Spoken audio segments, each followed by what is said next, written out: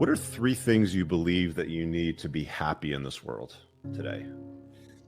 I don't think that men should ever consider how happy they are. I think that for a man, the paradigm of analyzing yourself based on your mood is an incorrect way to approach life. I don't think it makes you competitive.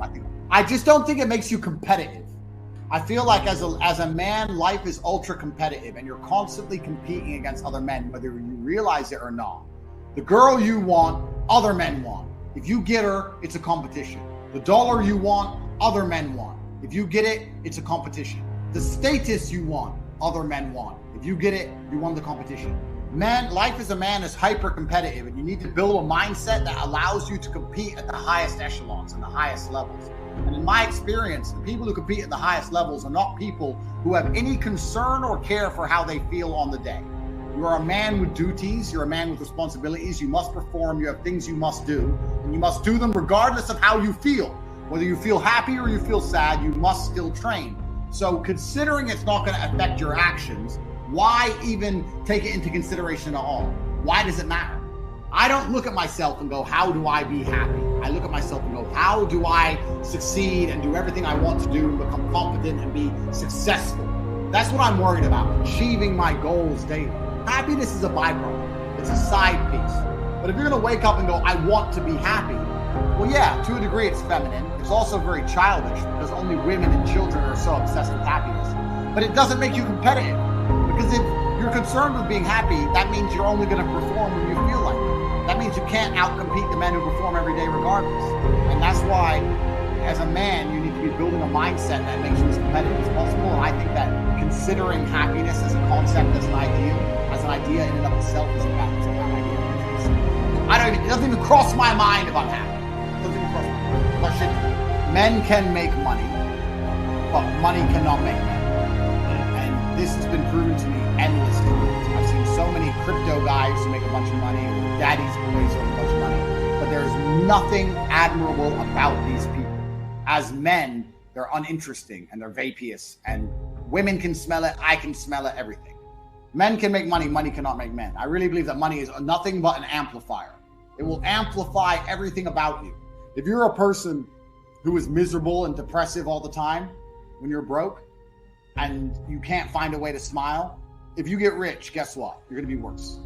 It amplifies. You're going to be one of them rich people who's fucking doing a bunch of drugs, but dumb, it kills himself. It amplifies. So if you're a dork and you get rich, you'll be a super dork, like Bill Gates. SBF. If you're a big G, yeah, exactly. If you're a big G and you get rich, you're going to be a mafia boss. It just amplifies who you truly are. So no, money is not everything. When you think of successful, I feel like it must be somebody who is winning a war. To be successful, you have to be successful against something. I believe, and my worldview is very much based on polarization. There's always a battle. You're fighting against something. Even if you're walking, you're fighting against gravity. It's always a fight.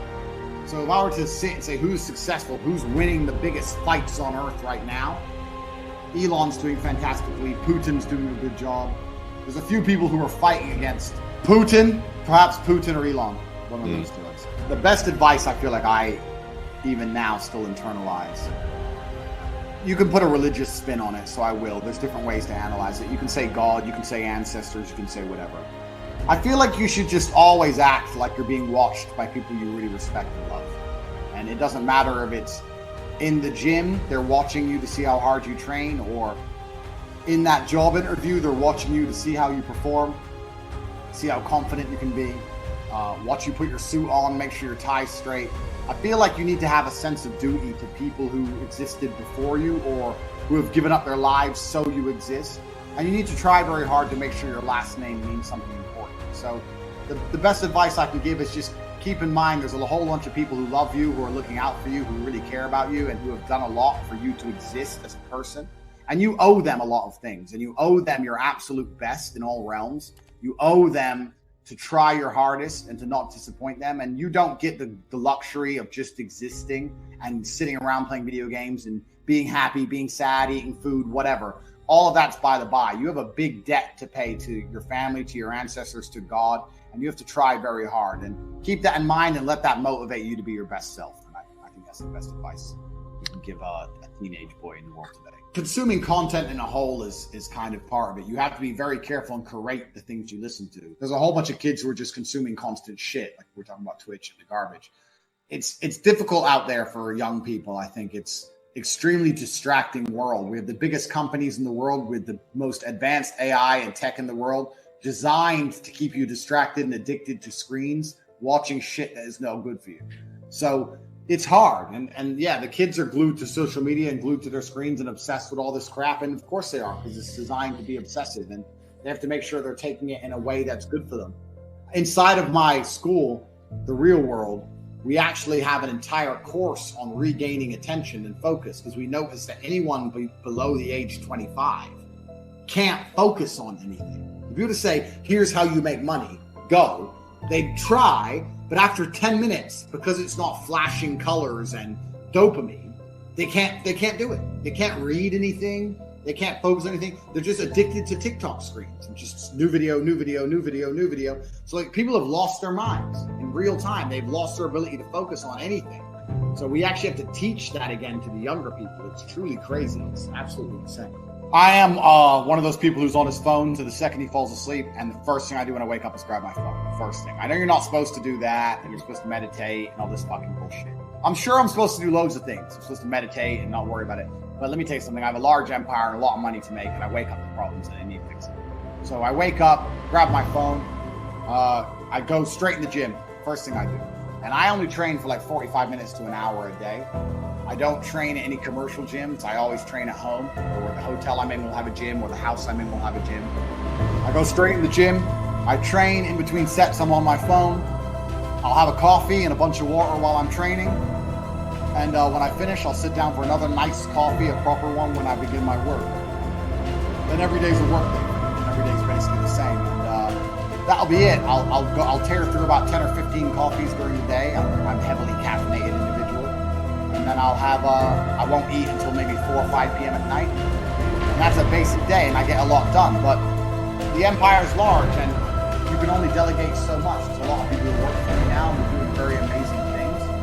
I'll take this chance to build anyone in who's not familiar. We have the Hustles University, which was part of that was actually attacked by the Matrix when they attacked me. We relaunched that. It's the real world. That's fantastic. Of 150,000 students. That's going well. We have a whole bunch to do that. We have the War Room, a whole bunch of work to do with casinos in Romania. We have property portfolios. We've even keeping 32 cars on the road. Like, there's always something to do. So it's endless work. So we wake up and get things done. We don't really club it as much anymore. You notice we don't go partying nearly as much anymore. None of that kind of stuff. So it's just very long, busy work days, getting it all done, servicing our females, making sure we stay alive and fighting the Matrix. But I start the day with exercise, and primarily because I just want to get out of the way, because I hate it plaguing my brain. I actually don't like training anymore. I hate it. So I have to do it early so it's over. I just want to get it over with. And this is a life hack for people. If you start the day with something you truly hate, you once it's over with, you begin your whole day in a good mood, right? Because you're doing the shit you really don't want to do at the beginning. And then when it's over, after the first hour of consciousness, you get to live the rest of your day in a pretty positive new mood. So yeah, it starts with the gym.